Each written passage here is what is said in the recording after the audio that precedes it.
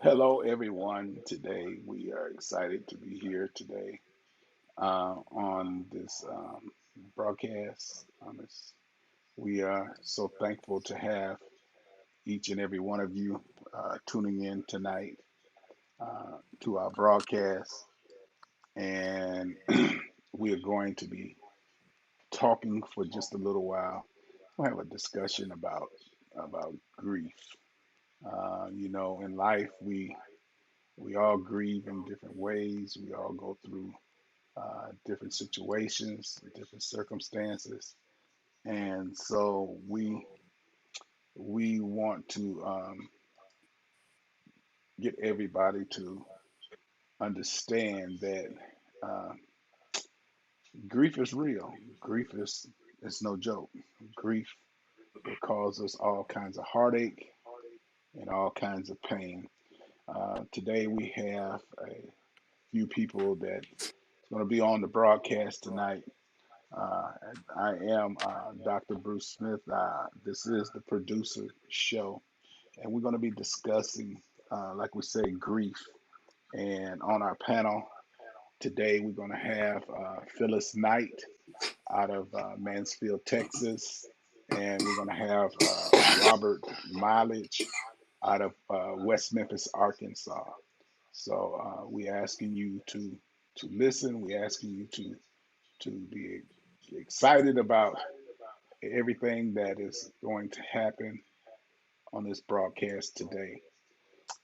We ask you that you listen. We ask that you, if you have questions, we can actually see the comments on our screen. So if you have a thought, uh, bring it forth. If grief, which is what we're going to be talking about today, if that is something that is hard for you to deal with, uh, we want to talk about it. So today we got Phyllis Knight, like I say, out of Mansfield, Texas. Hi, Phyllis. And we Hey, how got are you Robert today, Dr. Mileage Smith? out of West Memphis, Arkansas. We're going to ask you, Phyllis, if you would first, we're going to go to you first and ask you uh, some of your thoughts about grief. Well, um, I'll just say grief.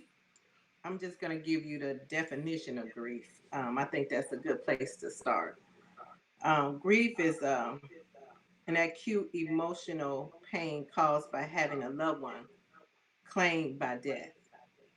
So, oftentimes when we experience grief, the first level of grief is oftentimes shock, that one of our loved ones has passed on. So, there are different stages of grief that a person would have to go through. I think, um, you know, when we lose a loved one, um, the acronym that best describe grief and how to get through grief is agape. Agape means love, and the Greek word agape is love.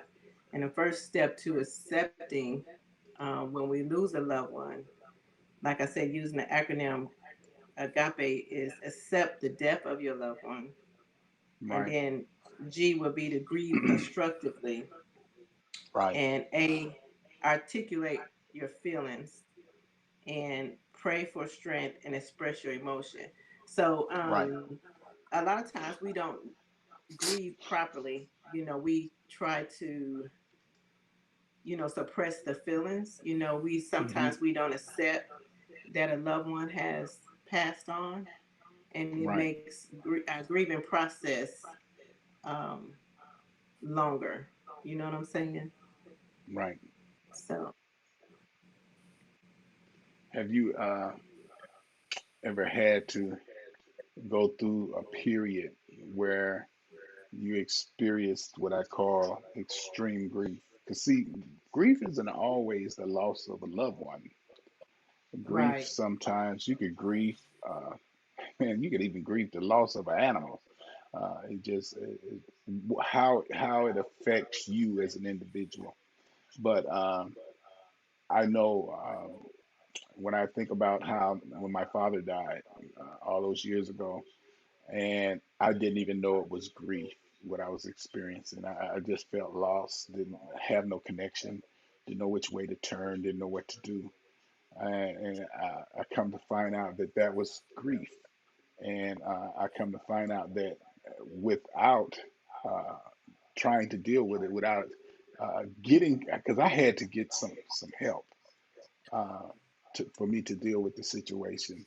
uh, I did not know to, you sometimes you go to the church.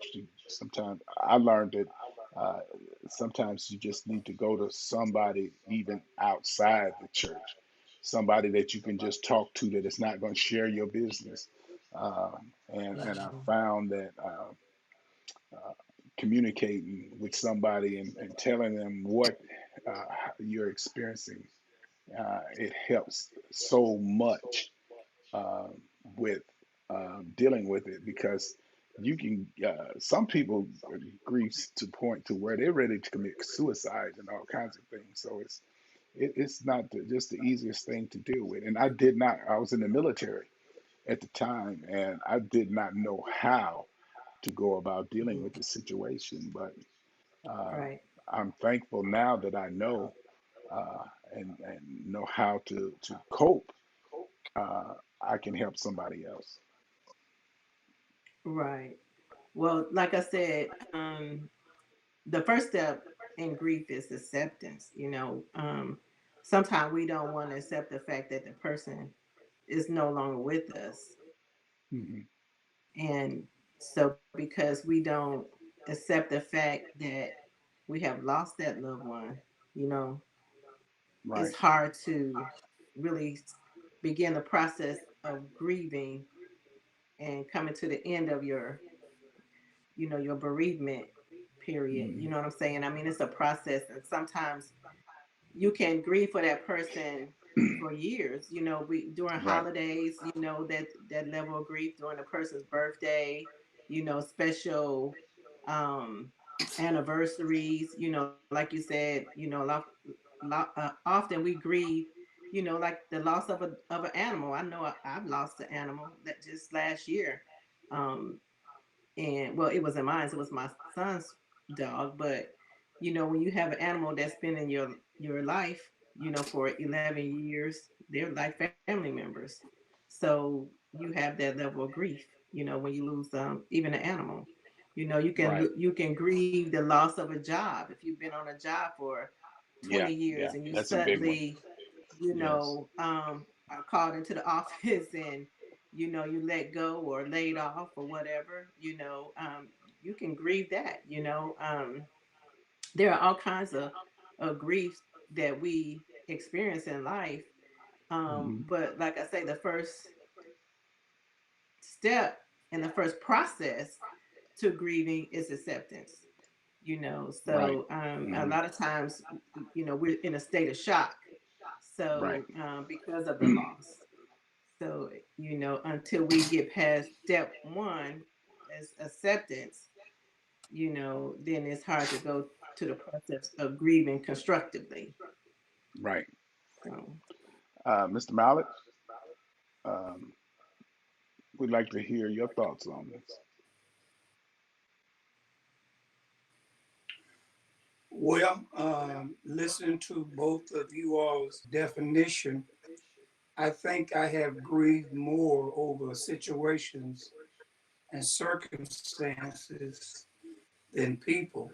Uh, I haven't had any personal tragic losses, but just relative loved ones just naturally.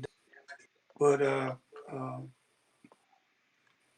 I appreciate you all uh, definition because I think I have survived life more than I've grieved it. I don't know if that makes any sense. I think I Hmm. survived more. I don't know really if ever had the time to process. Right. Am I grieving? Uh, so that's all I want to say on that for now. Uh, One thing I've learned dealing with grief. Um, Grief. When I look back on my mother, and she was still alive, uh, but I did the majority of my grieving before she died because He walked me through the process. He showed me what was going to happen and actually when it was going to happen. Even up until the day that she died, God walked me through that. And when I was going to the hospital, I remember asking the Lord to allow me to get there before she died, and He agreed. And this is something I learned about God. If He tells you that He's going to do something, He's going to do it. Uh, and He told me that uh, when I would get there, she would still be alive. Now she was going through what I call the death process, but she was still alive, and so I was able to be there at the end. Um, Even dealing with that helped me to understand that all the stuff that she put in me growing up, and when she lived with me, the conversations we had, even while she had dementia, it helped me to understand that really, like she said, this ain't the end. So it helped me to be able to cope. So after I didn't grieve in the same way when my mother died as I did when my father died because I didn't know no better. I didn't know what to do. But when she was the Lord walked me through that, and that helped me tremendously. So I was more prepared, and I was able to deal with it. I didn't even cry until right at a year. Um, it was like right at a year, the Lord allowed me to just break down and cry and realize that you've done all you can. And when you've done all you can, that's all you can do. Um, and just what try to tell people nowadays that uh, things gonna happen in life that you're gonna grieve about. But while you dealing with it, give your all. When you give your all, think about it. Realize that um, if you have a relationship with God, you need to know that He'll get you through it. And that's what helped me tremendously. Having that relate the first time, I wasn't there with God when my dad died, but when my mom died, I had that relationship. So that helped me tremendously. And I had dealt with death with some other people that were what I considered close, and it helped me to understand uh, how I needed to try to cope with it. Although when it happens, it still throws you in a tailspin sometimes. Yeah. Well, you know, I know we had a brother that was missing for 28 years. Um, Hmm. and, you know, we could not properly grieve the loss of our brother because we didn't know it was a loss. We was holding out hope that one day we would find him and we would see him again.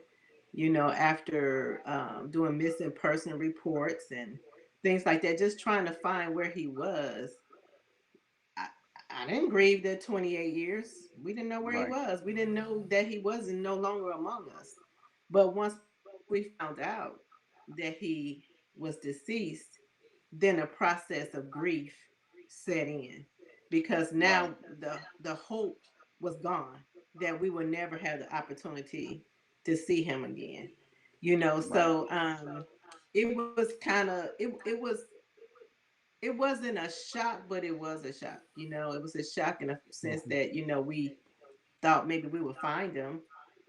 So, you know, grief is sometimes dealt with, you know, in different ways. It's handled Right. different Hmm. because of the circumstance. You know what I'm saying? I mean, because I hadn't seen him in so long, I mean, Hmm. I'm not saying it didn't hurt. It still hurt, Hmm. but it didn't hurt as bad as if, like one of my close brothers, you know what I'm saying? One of my closest siblings that I talk to on a daily basis, that would hurt worse. But because I hadn't spoke to him in almost 30 years, it didn't sting as bad. You know what I'm saying? Even though it was still grief. You know what I'm saying? And I still had to go through the process of, crying and letting it out. You know what I'm saying? Right. So, Right. um, it depends on the situation and the circumstance. Sometimes, when we grieve and how we grieve. So, um, and just finding out, for me with my brother, it was just hoping that someone didn't like murder him maliciously. When I found out how he passed, it made it a little better. But Right. even still, right now, sometimes I still grieve the fact that I'll never see my brother again. You know what I mean? So last time I saw Right. my brother, I was in my early 20s. So um yeah, grief is done in different ways, and we have to cope with it in different ways. Hmm. There's a lot of times along with grief comes anger. There's guilt. You know what I'm saying? Depending on how a person Right. has, say for instance, you as a mother, you ask your child to go to the store Hmm. and to pick up something that you asked them to go pick up, and they either get shot or get in a car accident and get snatched from you like that. Then Right. you have the shock of losing your loved one, but not only Exactly. that, you Hmm. got the guilt. Hmm. Then you got to deal with the guilt. So like I said, there are different processes of dealing with grief.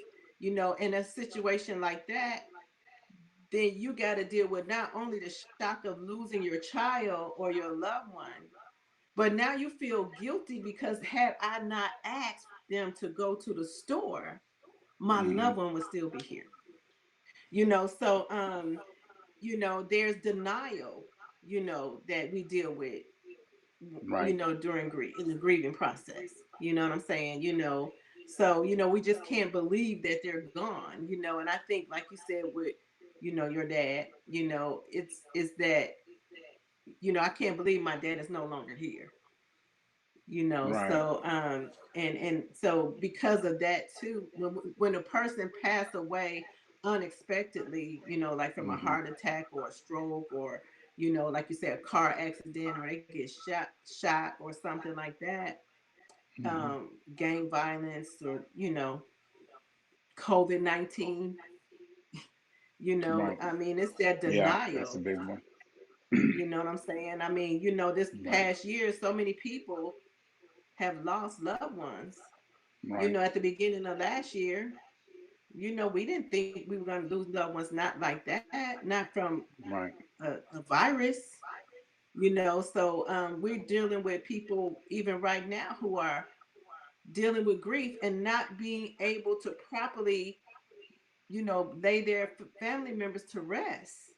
you Right. know that's hard. I mean, Hmm. when my mother passed, my dad passed, we were able to come together as a family and go to the repast. But now we got families that can't hug each other and share in that Right.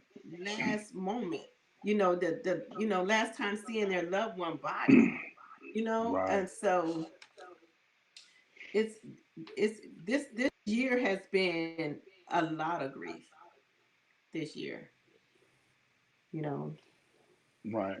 Robert, you like to add anything to this conversation? Uh, yes, I go back to what you were saying, the experience that you had with your mother, plus it's night. And I was watching this lady on TED Talk. Name was Nora McNeely. I hope I'm pronouncing her name right. But her subject Hmm. was we don't move on. We don't move on from grief. We move forward with grief. And you know, the experience that you had, that the Lord allowed you to have with your mother, you still have that within you, that experience. And I lost my sister a month ago, and I don't know if I've really grieved. I know when we went to the wake, of course, it was rough on me, and but I remember the relationship we had because we didn't grow up together, Hmm. and so I think about how she reached out to me and we got together, and I'll always cherish that. And so, I understand the concept that you don't move from grief, but you move forward with grief. That loved one will always be there. And what Miss Hmm. Phyllis was talking about now, I think we can relate to as former soldiers. We understand the difference between someone Airman. dying of natural death versus getting killed. Natural death is, like if you Right. 90 plus, you gonna live forever. I remember when my mom hit 90s, I said, Mom, what is it like to be 90? She said, Son, Hmm. they got a whole lot of pain. And she died at 93, and that's the premium. And I'll never forget she taught me that. And so I'm learning from the example that you all gave, but I hope and pray that this thought that you don't move from grief, but you move forward with grief. And back to your hand, Dr. Smith. I had to go through a period where I had cancer, and you really don't know how that's going to turn out. Um, Me being in a family where none of my siblings had it, I'm the youngest of the boys. I'm not seem like I'm the only ones really have gotten sick. I've had issues, knee replacements, and all that. Uh,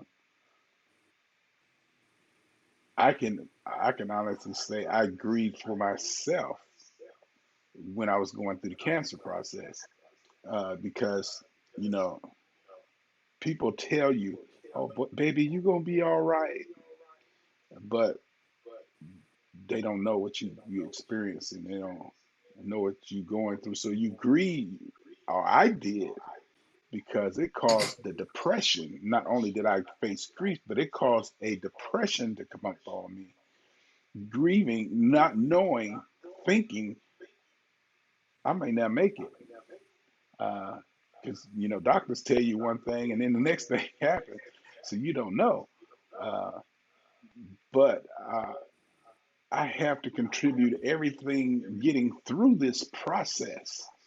Uh, was my relationship with God, which it seemed like you have to get tried through a situation to really understand what it really means to face it and to be able to deal with grief. Because I found for myself, I could not face it alone. It was like a consuming fire.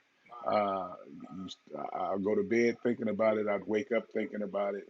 I go to work thinking about it. You don't tell nobody about it.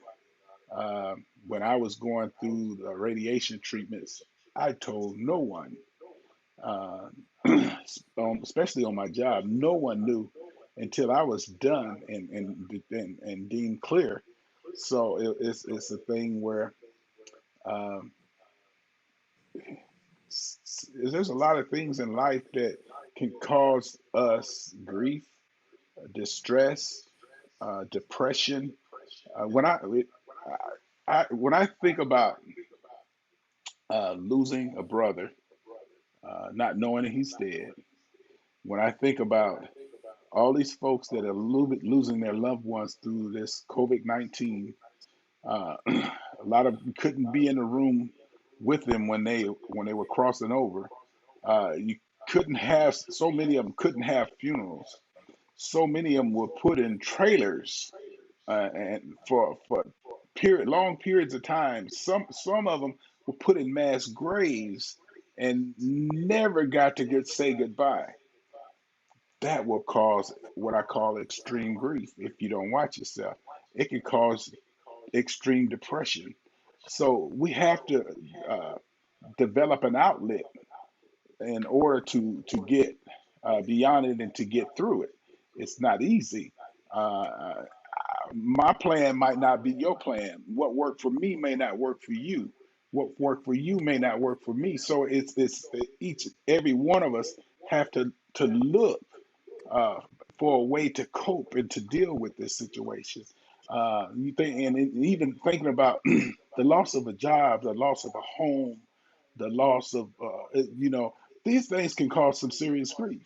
And if if you ain't got some kind of connection with what I call somebody or with God or something, man, you can fold up. It's easy to fold up through this grief, and you just want to cash out and just say forget it. So it's so Right. many things we have to look at. And if anybody is dealing with grief, we want you to do whatever you have to do, get some help.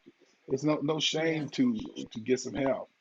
I can remember uh, going through a period where I went to a psychologist for about 6 month period, and she helped me to be able to cope with life itself because life throws so many things at you.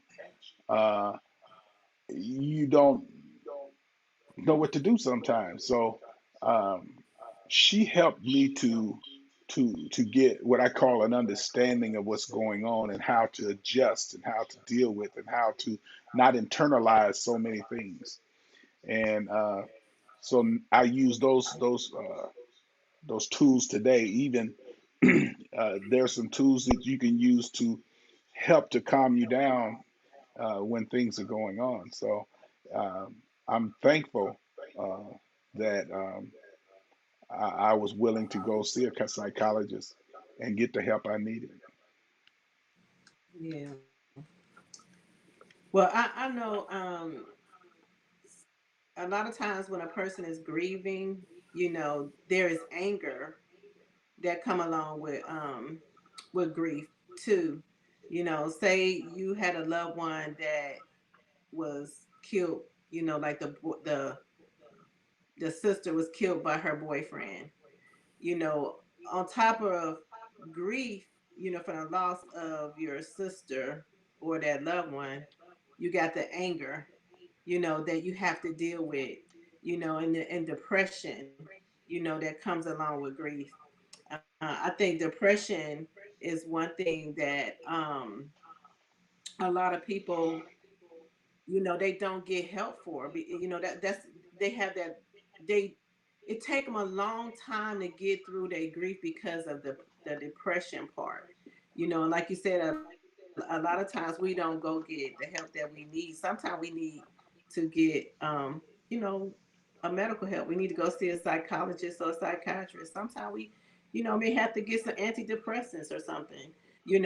But a lot of times we just try to cope with grief, and I'm not saying that we don't read the Bible or read scripture. Yes, we need Hmm. that, but sometimes we do need to go and see someone to help us to get through extreme grief. Sometimes you can grieve so much, not just from the death of a loved one. You can grieve over the fact that you have a child and your child can be a A+ student, and then they get caught up in drugs and alcohol and stuff like that. Right. And because of the Hmm. grief of not seeing your child be what you expected them to be, Hmm. that's another level of grief too, that sometimes we don't realize it's a grief. It's a Right. grief and a depression. And then it can affect you physically. It can affect your body. Right. You know, um, you can suffer grief from a divorce. You thought you were going to be with your husband and have happily ever after, and after 30 years he decides to walk away. That's grief. Right. So you know there are different types of grief, like we were saying earlier, that we go through. A lot of times, sometimes people don't, see it as grief. They may see it as depression, but it's grief. So Right. it's not always the death of a loved one that we're grieving. We're grieving Right. the death of Exactly. our marriage. Hmm. We Right. our marriage is no longer there, so that's a death of your marriage. Right. So because you thought that you were going to be with this person the rest of your life, and it didn't turn out that way. So then you got the anger that you're dealing with in your grief. You got the denial that you're not going to be with this person any longer. Hmm. You have the depression along with the grief. It's a lot. And a lot of times, sometimes people isolate themselves when they're grieving. They stay closed off in a room by themselves and they don't want to talk to people. Right. But you need to talk to someone, because you would get fall deeper into a deeper hole because you're not dealing with that grief. You're not dealing with that depression. You're not dealing with the Hmm. anger. You're not dealing Exactly. with the denial. You're not dealing with the shock. You know what I'm saying? So, we just can't, when we're grieving, gotta learn to not isolate ourselves, and we have to tell somebody, you know, I just need somebody to talk to today. You know what I'm Right. saying? Or you just need to go find a psychiatrist or a psychologist, and go talk to someone, to help you through your process. Because a Right. lot of times, like when we lose a child or a loved one through like maybe gang violence, we're angry. Sometimes people get angry with God. You're like, why me? Why my child? You lose a infant child. You pregnant, and you carry your child almost to term, or sometimes have a baby stillborn. There's all kinds of grief that people go through. And like I said, right now during this pandemic, people are grieving, and I think a lot of people are not dealing with their grief. I mean, we're just trying to get through, you know what I'm saying? But Hmm.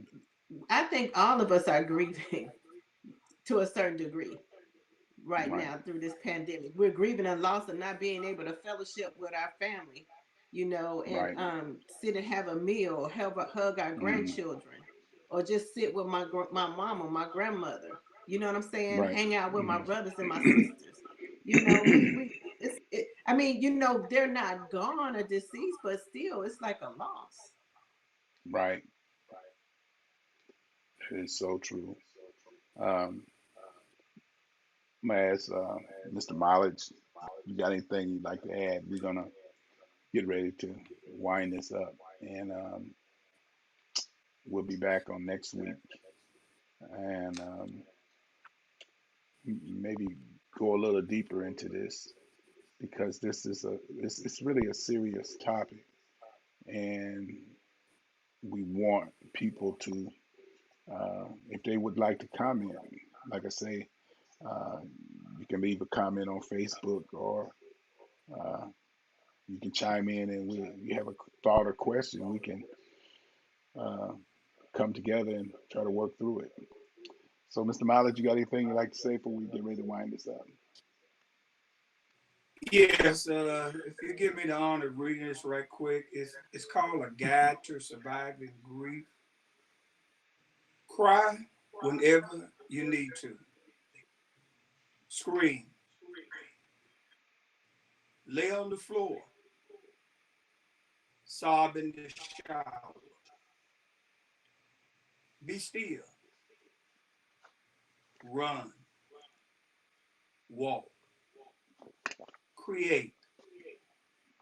Live. Share without fear. Listen. Release your pain. Hmm. Breathe. Be courageous.